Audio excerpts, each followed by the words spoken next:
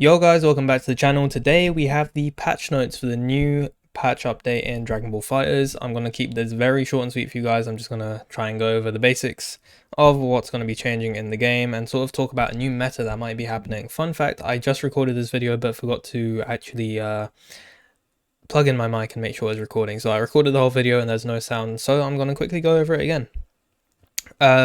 Basically, in this section here we have some changes that apply to all characters, and then in this section here we have all the character specific changes. So what I'm going to do is, obviously I'll just go through this one very quickly, and then I will go over some of the more popular characters in this video, because again I want to sort of just keep it short and sweet and talk more about a new meta that might happen or might come to life in the game.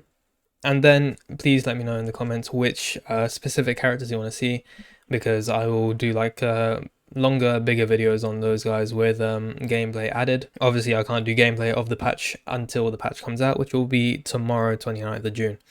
So yeah, let's get into it. So jumping attacks have been buffed. It makes it harder for jumping attacks to miss crouching opponents when they are performed after a super dash while in sparking.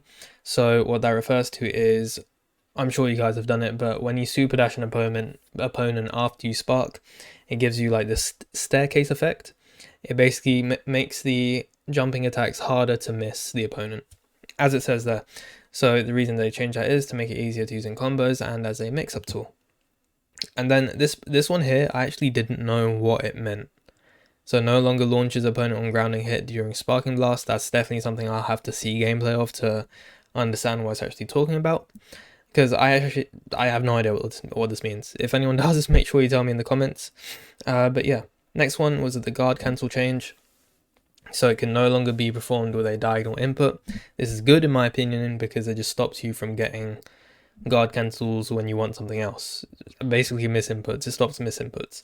And then there's been some change to Z changes and ultimate Z changes. It just fixed some minor bugs. You can read it here for yourselves. I won't go over it too much. Alright, next I'll be going over the characters, and we will be going over Lab Coat 21 in this video, but she is right at the bottom of the list, so I will do her last. If you do want to listen to those updates, make sure you stay till the end of the video and subscribe to the channel so you don't miss any of the videos I do on the specific characters. So the first character we will look at is, when I find him, or when I find her even, Android 21. Now this isn't Lab Coat 21, this is the original 21 that was in the game, the one you get from completing the story mode. And she's had some decent changes. Let's go over them. So she's had her standing heavy attack buffed. The recovery has been reduced, and the reason is to change to make it easier to use in combos and in scrambles.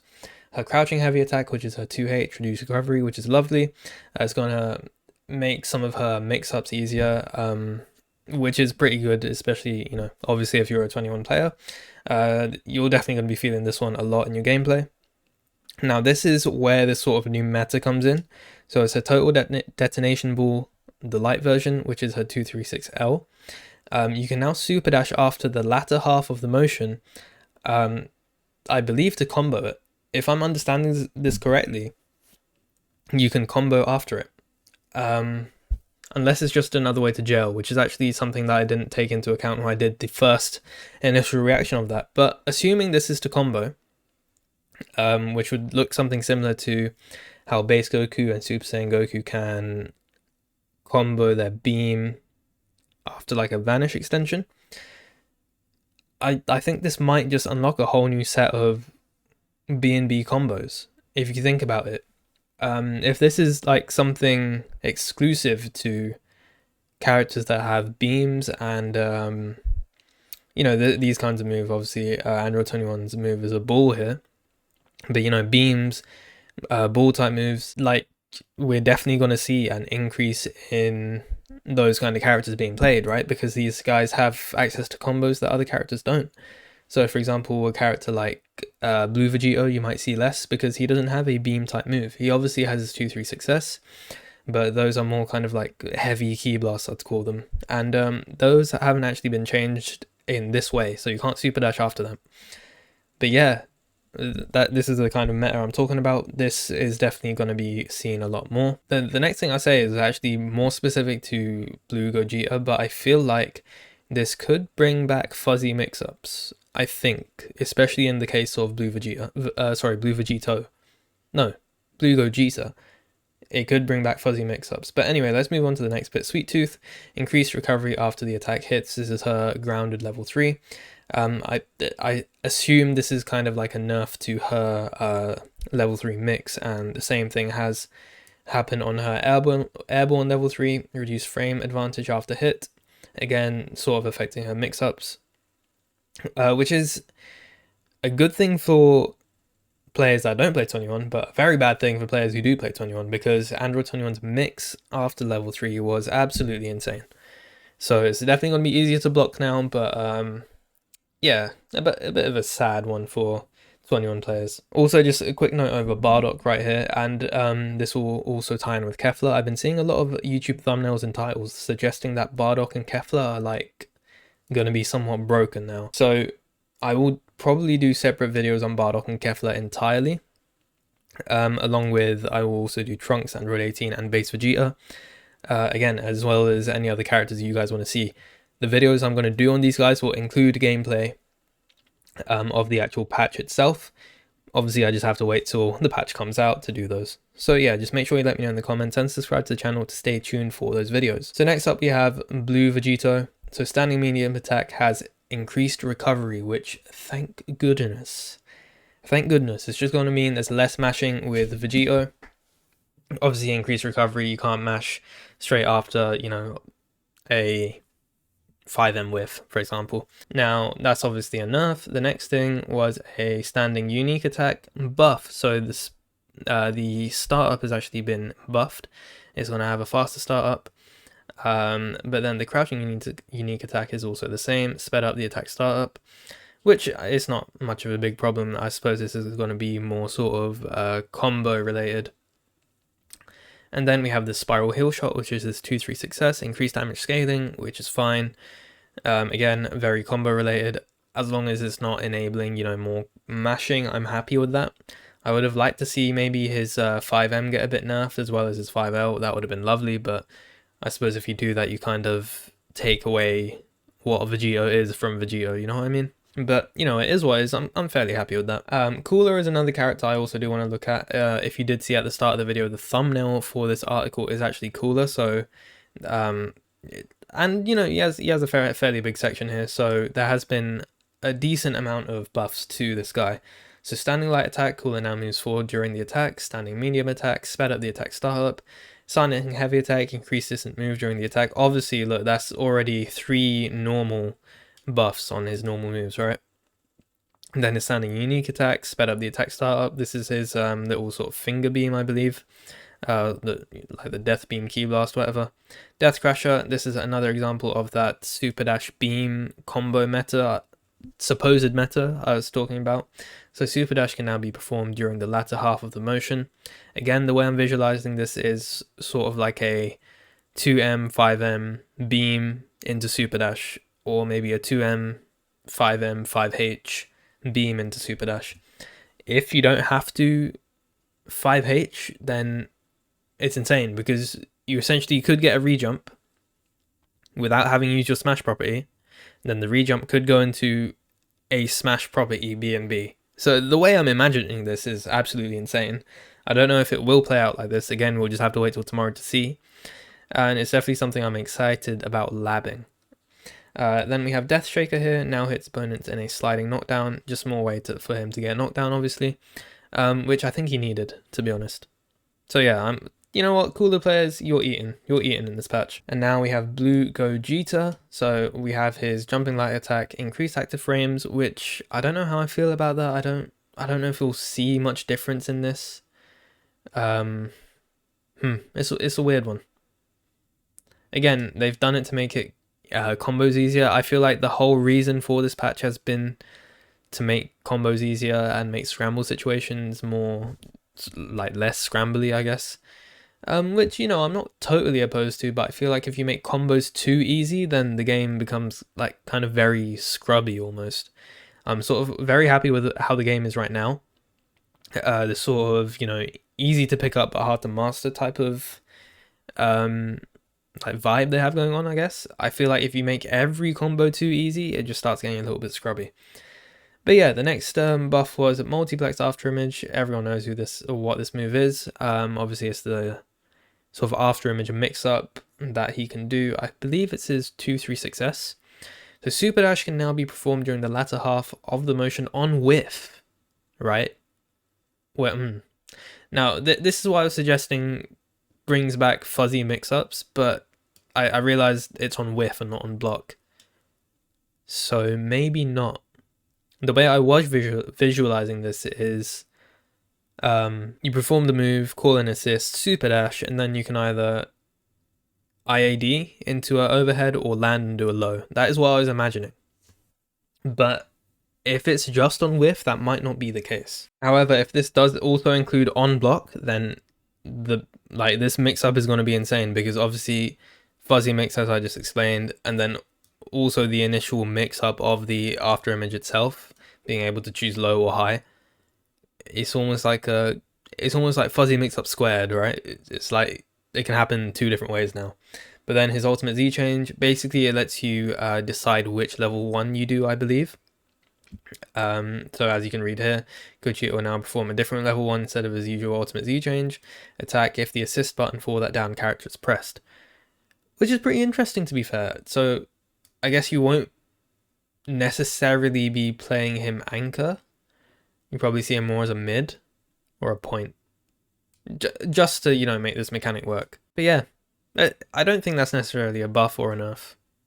It's just a nice little feature. Next up we have UI Goku. We have the Shining Soul, reduce recovery except on hit. I don't actually know what move Shining Soul is. I'm sorry, I don't play enough UI Goku to know. But obviously this is a buff, except on hit, reduce recovery. You know, UI Goku players, I'm sure you'd love to see that. Autonomous Fist, increased distance move during the attack. Adjusted to unify behavior. Obviously this is a fair buff. Kamehameha, again, the super dash beam type thing. I've explained this already. Just apply that same explanation to this. And then this right here, fix an error that would cause a bug in the damage dealt by the aerial versions under certain conditions.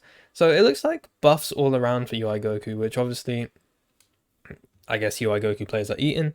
I don't think this is going to break UI Goku in any kind of way, not to the point he was when he first came out. So yeah, I think I'm fine with that. I think the problem with a lot of buffs is when you start to buff normals too much. That's when it becomes a very big problem. But here we have Gogeta Super Saiyan 4. We have his standing heavy attack has been buffed, increased knockback on block. Now this is, you might think that's kind of like a nerf, right, on first glance, but if you like think about it, standing heavy attack is very negative and it's normally a block string ender. But because knockback is increased, there's more like gap between you and your opponent, to the point where they probably won't be able to hit you unless you know, your opponent has a crazy range like a Vegeta 5M or a Trunks 2M. Well, with Super Saiyan 4 Gogeta, you could probably even go in for like a Lariat or a 5M or a 2M. So it puts mix-ups here, or sorry, block strings here in a very good position for this character. And then crouching heavy attack, he's had a buff to his 2H. Distance move can now be changed with a back input. Knockback can be changed on block with a back input. This is very unique. I don't think this has ever been in fighters before. But this is actually something similar that's been done with Kefla.